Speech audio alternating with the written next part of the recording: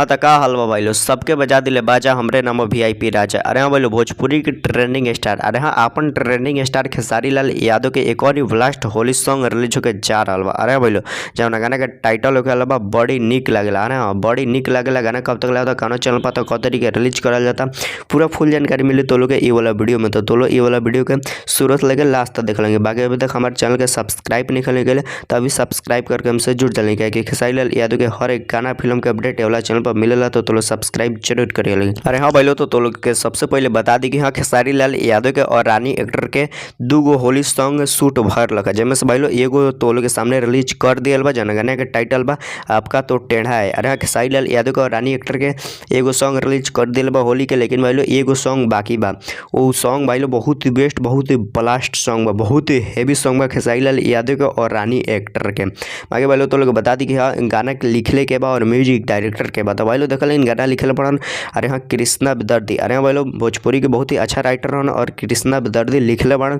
बाकी music director बना आर्या शर्मा। अरे भाई लोग म्यूजिक डायरेक्टर बना आर्या शर्मा। बाकी भाई लोग तो लोग बता दी कि हाँ इफेक्ट में काम कैले बड़ी रानी एक्टर और बहुत ही मस्त, बहुत ही झकास तरीके से वीडियो को बनावल गल बा। बाकी भाई लोग भोजपुरी के अरे हाँ ट्रेंडिंग स्टार खेसारी लाल यादव और शिल्पी राज मिल के गाना गईले बड़ा, लेकिन बहुत ही बेस्ट, बहुत ही झकास तरीके से गाना गईले बड़ा। लेकिन बाकी भाई लोग तो लोग बता दी कि हाँ जो ये वाला गाना बा तो वीडियो पूरा हाई क्वालिटी, पूरा जबरदस्त तरीका से ये वाला गाना के वीडियो बनावल गल बा, बहुत ही मस्त, बहुत ही झकास बा। बाकी भाई लोग तो लोग बता दी कि हाँ खेसारी लाल यादव के ये वाला गाने के टाइटल कन्फर्म नहीं के, लेकिन भाई लोग 2 से 3 दिन के अंदर, अरे हाँ भाई लोग 2 से 3 दिन में खेसारी लाल यादव के न्यू गाने के पोस्टर आवे वाला बा। तो लोग गाने के जरूर सुने। लेकिन जब गाना मतलब गाने के डेट मतलब गाना के जब पोस्टर आई तो वही पर तो लोग के डेट नाम सब कुछ बता दिया तो लोग 2 से 3 दिन और वेट कर लेकिन खेसारी लाल यादव के बहुत ही बारूद सॉन्ग होली सॉन्ग के पोस्टर आवे वाला बा। बहुत ही मस्त, बहुत ही झकास तरीका से वो लगाने के बनावल गल बा और भाई लोग बहुत ही हेवी बा। तो लोग 2 से 3 दिन और वेट कर लेकिन खेसारी लाल यादव के बहुत ही ब्लास्ट सॉन्ग के पोस्टर आवे वाला बा,